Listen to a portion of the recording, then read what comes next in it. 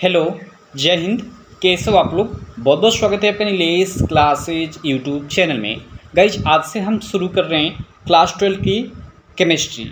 जी हाँ गाइज, और first lesson आप लोग जानते ही हो, चाहे आप यूपी बोर्ड के हो, एमपी बोर्ड के हो या फिर बिहार बोर्ड के स्टूडेंट हो, आप लोग का जो फर्स्ट लेसन है वो ठोस अवस्था है। क्योंकि हर जगह एनसीईआरटी ही अब लग रही है तो सारे लेसन समान हैं, ठीक है। तो पहला लेसन ठोस अवस्था यानी सॉलिड स्टेट है, आप सब जानते हो। हम इस लेसन को स्टार्ट कर रहे हैं, एक एक चीज़ें हम काफ़ी अच्छे से पढ़ेंगे, समझाने की मेरी गारंटी है, ठीक है। बस आप वीडियो को अच्छे से देखते रहिए, पूरा ध्यान लगाकर। कुछ हो सकती है क्वेरी हो आपकी तो मैं उसे भी सॉल्व कर देता हूँ, क्योंकि काफ़ी सारे लड़के कमेंट में ये बोलते हैं। जैसे आपको साफ अगर नहीं दिखाई दे रहा होगा तो देखिए, आप खुद ये क्वालिटी बढ़ा सकते हो 720p, ठीक है, 720 पिक्सल पे देखिए आप इस वीडियो को, एकदम आपको HD फुल HD में दिखाई देगा। और काफ़ी लड़कों की ये भी क्वेरी होती है, मैं काफ़ी धीरे समझा कर एक एक चीज़ें पढ़ाता हूँ, तो काफ़ी सारे लड़कों को ये भी क्वेरी होती है कि आप धीरे पढ़ा रहे हो, थोड़ा तेज़ पढ़ाओ। तो देखिए यूट्यूब ने ये भी सिस्टम दिया कि आप इस वीडियो को स्पीड इसका आप बढ़ा सकते हैं। अब ये कैसे बढ़ेगा, आई होप आप जानते होंगे, नहीं जानते होंगे तो यूट्यूब पे आप ट्यूटोरियल देख लीजिएगा कि किसी वीडियो का हम स्पीड कैसे बढ़ाएं, ठीक है। तो आ जाएगा, आप देख लीजिएगा, इस वीडियो का आप स्पीड बढ़ाकर भी देख सकते हैं, ठीक है। तो चलिए अब हम लोग शुरू करते हैं अपना लेसन शुरू करने से पहले कुछ और भी चीज़ें बताता हूँ, क्योंकि बीच में कोई खलल ना पड़े, ठीक है। देखिए ये हमारी एप्लीकेशन है नीलेश क्लासेज, आप प्ले स्टोर से इसको आप डाउनलोड कर सकते हो। देखिए यहाँ, ठीक है, यहाँ क्या हुआ कि आपको सारी एकदम अच्छे से सारे सब्जेक्ट का आपको नोट्स मिल जाएगा, ठीक है। हालांकि नोट्स फ्री नहीं है, अगर आप लेना चाहते तो ले सकते हैं। क्लास 12 का आल सब्जेक्ट का नोट्स मात्र 309 रुपये में, और क्लास 10th का अगर आपका कोई भाई है तो उससे भी आप दिला सकते हैं मात्र 99 रुपये में आल सब्जेक्ट का नोट्स, एकदम बेस्ट क्वालिटी में। इसमें हैंड रिटेन के साथ साथ आपको टाइपिंग भी नोट्स मिलेगा इतने ही रुपये में, ठीक है। उसके अलावा आपको यहाँ पे अगर फ्री की बात करें एप्लीकेशन में तो बहुत सारी चीज़ें फ्री है, लाइक पूरा का पूरा आपका previous year question paper, model paper, और काफ़ी सारे टेस्ट भी वहाँ अवेलेबल है। पूरा का पूरा एनसीईआरटी सॉल्यूशन फ्री में अवेलेबल है, तो आप एप्लीकेशन डाउनलोड कर लीजिएगा अगर नोट्स भी नहीं लेना चाहते, ठीक है। और अगर नोट्स लेना चाहते हो, ठीक है, और कोई क्वेरी है तो इस वीडियो के डिस्क्रिप्शन में मेरा नंबर भी मिल जाएगा, उस पर आप कॉल भी कर सकते हैं। और टेलीग्राम ग्रुप की बात करें तो हम लोग का टेलीग्राम ग्रुप है नीलेश क्लासेस के नाम से, आप जाइएगा टेलीग्राम पे नीलेश क्लासेस सर्च करिएगा, आ जाएगा हम लोग का टेलीग्राम ग्रुप, और ज्वाइन कर लीजिएगा, ठीक है। वहाँ पे आपको रिलेटेड PDF जो भी हैं वहाँ पे हम लोग भेजते रहते हैं। चलिए अब हम लोग शुरू करते हैं, इन सारी चीज़ों को मैं इरेज कर लेता हूँ, हम लोग शुरू करते हैं। देखिए हम लोग का लेसन का नाम है ठोस अवस्था, ठीक है। तो सबसे पहले हम थोड़ी ठोस अवस्था की बात कर लेते हैं कि ठोस अवस्था होता क्या है, ठीक है। देखिए चूँकि आपने नाम सुना होगा, ठीक है, ठोस पदार्थ का, ठीक है, आपने नाम सुना होगा ठोस। देखिए यहाँ पे मैं पदार्थ, यहाँ पे पदार्थ एक हेडिंग डाल देता हूँ, पदार्थ, ठीक है। देखिए पदार्थ की 3 अवस्थाएँ होती है, आप सब लोग जानते होंगे, ठोस, द्रव और गैस। द्रव और थर्ड होता है गैस, ठीक है। तो चूंकि आप लोग का जो लेसन है यह पूरा का पूरा ठोस पे ही आधारित है।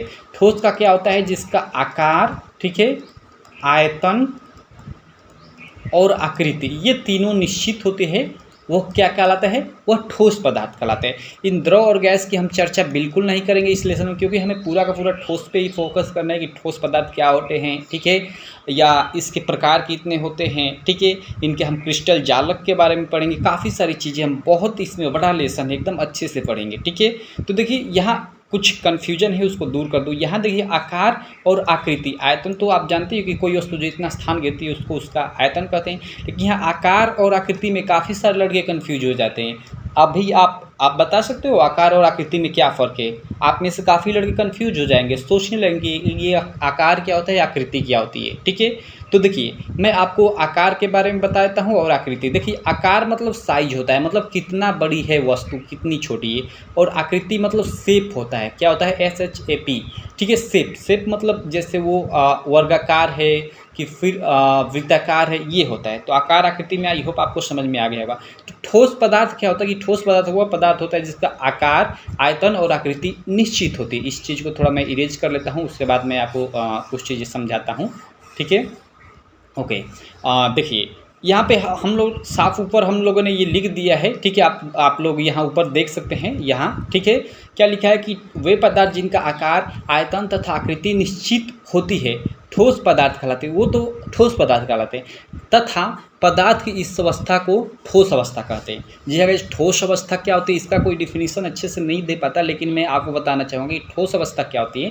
कि देखिए कोई पदार्थ हो गया, उसका अगर आकार, आयतन और आकृति निश्चित है तो वो तो ठोस पदार्थ होता है। लेकिन ठोस अवस्था क्या होती है, तो पदार्थ की यही अवस्था कि उसका आकार और आयतन और आकृति निश्चित हो, वह क्या कहलाता है, ठोस अवस्था में होता है। ठीक है, तो पदार्थ की वो क्या कहलाती है, ठोस अवस्था कहलाती है। ठोस अवस्था आई होप आपको क्लियर हो गया होगा।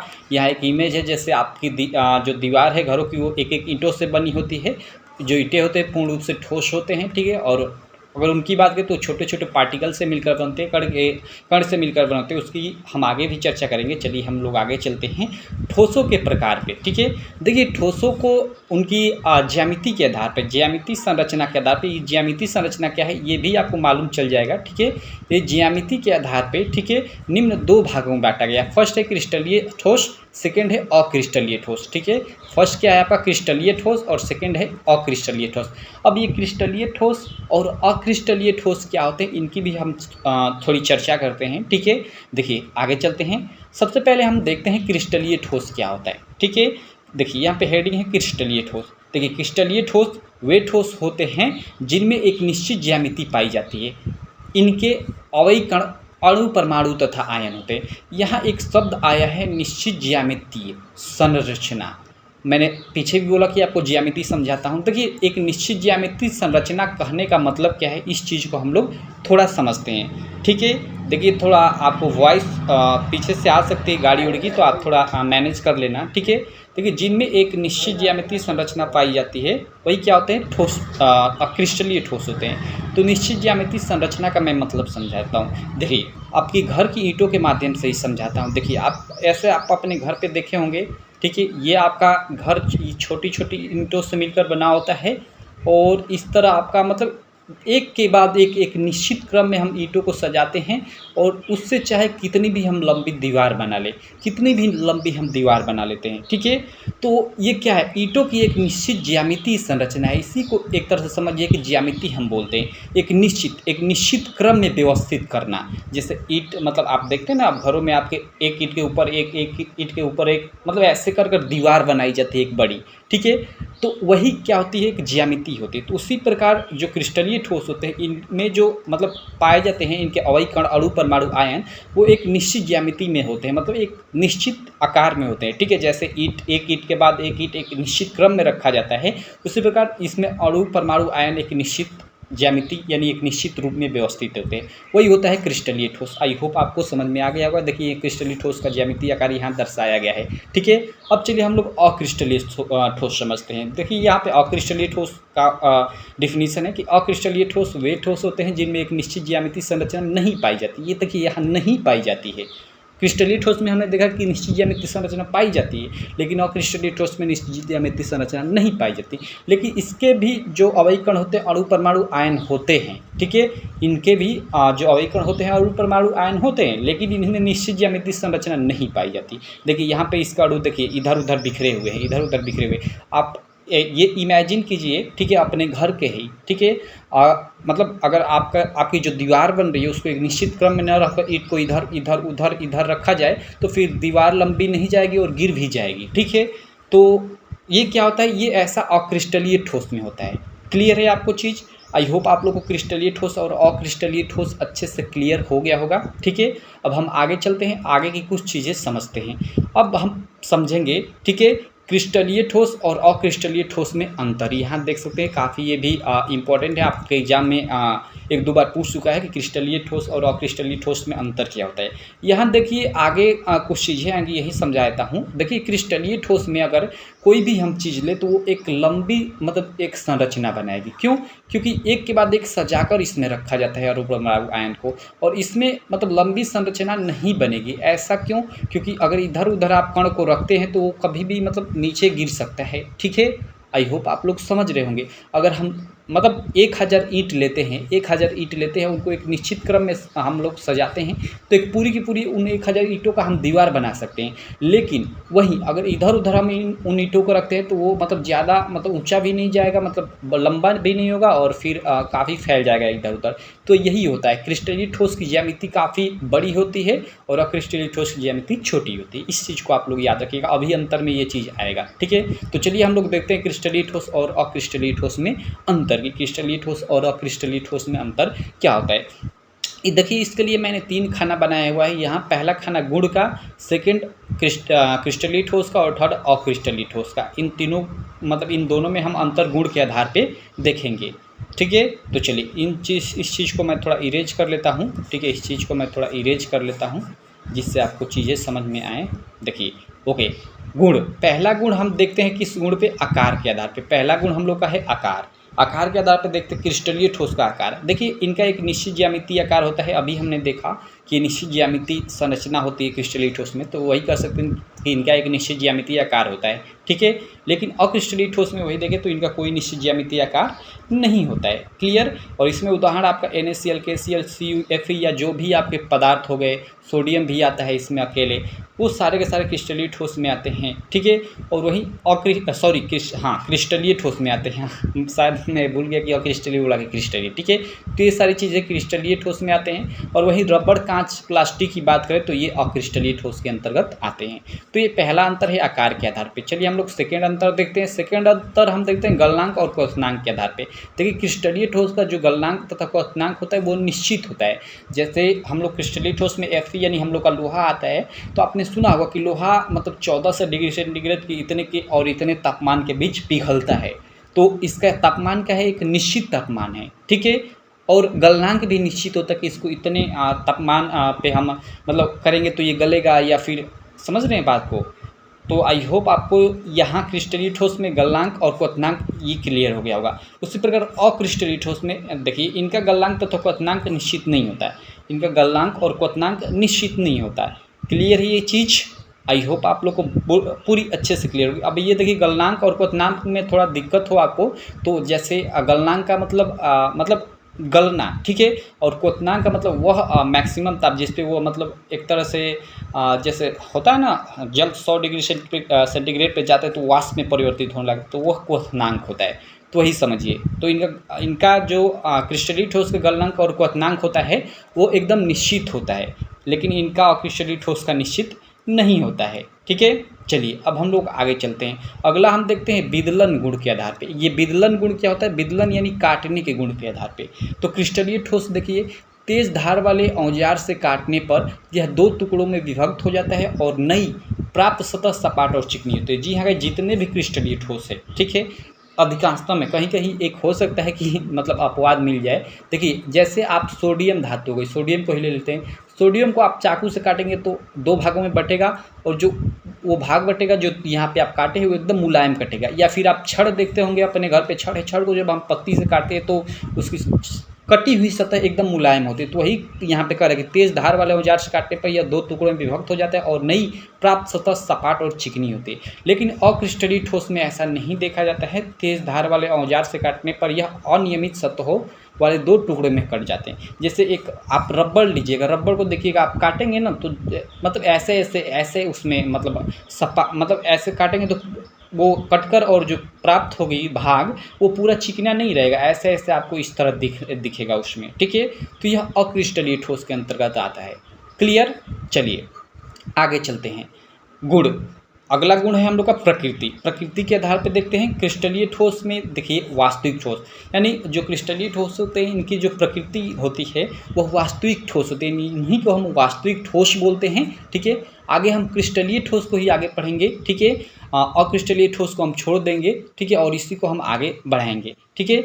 उसके बाद देखिए, अक्रिस्टलीय ठोस में लिखा है आभासी ठोस अथवा असितित द्रव। जो अक्रिस्टलीय ठोस होता है उसको हम आभासी ठोस मानते हैं, अथवा यहाँ लिखा असितित द्रव यानी अतिसितित द्रव, यानी इसमें बहने का भी गुण पाया। जैसे कांच है ना, आपका कांच है ना, कांच जैसे मतलब पुरानी जो मकान हो गई उस पर आप लोग देखेंगे ना, काफ़ी पुरानी मकान, लगभग 100-150 साल इतनी पुरानी, तो ऐसे लगता है कि मतलब जो आपका कांच है ना, खिड़कियाँ मतलब ऊपर के साइड में क्या हो जाएगा कि वो पतला हो जाएगा और नीचे मोटा हो जाएगा। इससे ये मतलब निष्कर्ष निकाला गया कि कांच भी बहता है लेकिन काफ़ी दिनों बाद। ठीक है, तो आप बस इसमें ज़्यादा ध्यान मत दीजिए, प्रकृति देख लीजिए। क्रिस्टलीय ठोस की प्रकृति वास्तविक ठोस की होती है, ठीक है, और जो इनकी होती है वो आभासी ठोस की होती है।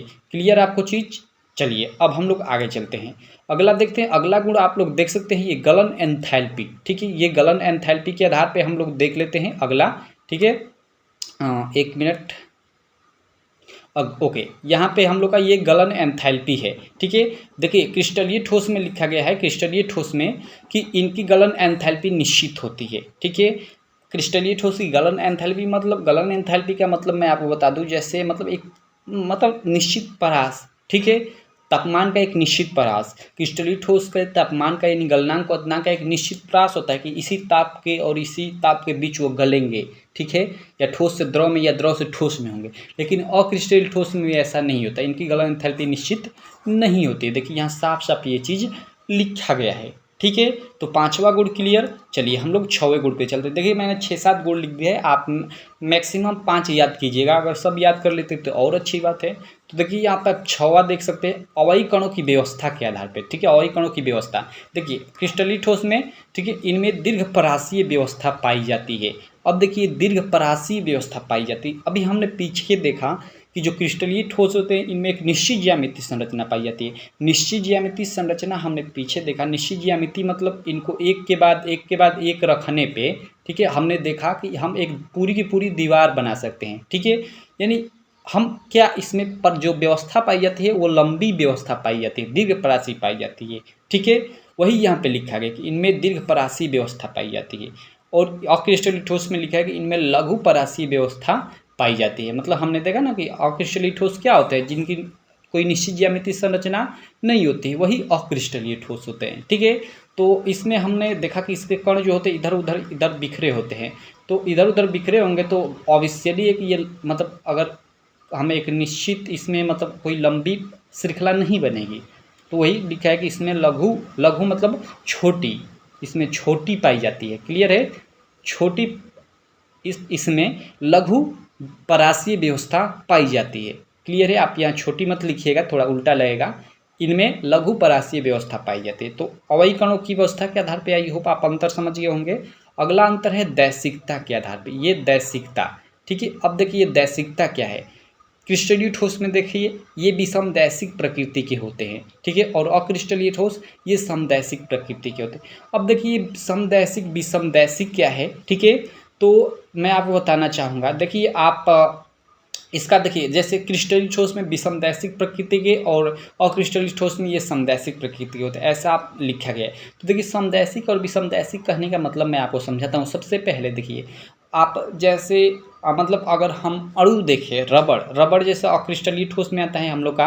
रबड़ किस में आता है आपका, रबड़ आता है आपका अक्रिस्टलीय ठोस में। ठीक है, तो इसके जो अणु होते हैं ना इधर उधर इस कुछ इस टाइप के इधर उधर होते हैं। ठीक है, कुछ इस टाइप के होते हैं। तो इसको आप इधर से देखें या फिर इधर से देखें, चारों तरफ से सेम ही दिखाई देगा। क्लियर है, और वहीं अगर हम क्रिस्टलीय ठोस में देखें तो क्रिस्टलीय ठोस का आप स्क्रीन पे एक चित्र देख रहे होंगे। ठीक है, उसको आप मतलब ऊपर से देखेंगे तो कुछ और आकृति दिखेगी, फिर कोने से साइड से देखेंगे तो कुछ और आकृति दिखेगी। वही कह रहा है कि इसमें विषमदैशिक प्रकृति पाई जाती है। ठीक है, तो देखिए आप इस पे ज़्यादा ध्यान मत दीजिए, आप दैशिकता याद कर लीजिएगा। और ये विषमदैशिक प्रकृति के होते हैं और ये समदैशिक प्रकृति के होते हैं, इतना आप लोग याद कीजिएगा बस, इसमें और कोई दिक्कत नहीं है। क्लियर है, तो बस यहाँ पे देखिए एक चीज़ लिखा है कि failure is the opportunity to begin again more intelligent, और ये बोला है हेनरी फोर्ड ने। ठीक है, यानी आप फेलियर से मत डरिए। ठीक है, क्योंकि failure is the opportunity to begin again more intelligent. Clear है आपको ये चीज़, ये हेनरी फोर्ड ने कहा है। तो इसी के साथ हम इस लेक्चर को यहीं पे रहने देते हैं। आगे का जो चीज़ें हैं, आगे की जो चीज़ें हम उसको अगले लेक्चर में देखेंगे। तब तक अभी यही आपका होमवर्क है कि इसी लेक्चर को आप अच्छे से क्लियर कीजिए। जितनी आपको चीज़ें पढ़ाई गई है वो सारी चीज़ें आप लोग याद कर लीजिए। ठीक है, तो रहने देते हैं। एप्लीकेशन आप अभी तक डाउनलोड नहीं किए तो एप्लीकेशन डाउनलोड कर लीजिएगा। चैनल अभी तक सब्सक्राइब नहीं किए तो चैनल को सब्सक्राइब कर लीजिएगा और बेल आइकन को भी दबा लीजिएगा। और इस वीडियो को अगर आपके दोस्त हैं, ठीक है, तो उनको भी शेयर कर दीजिएगा। Thank you.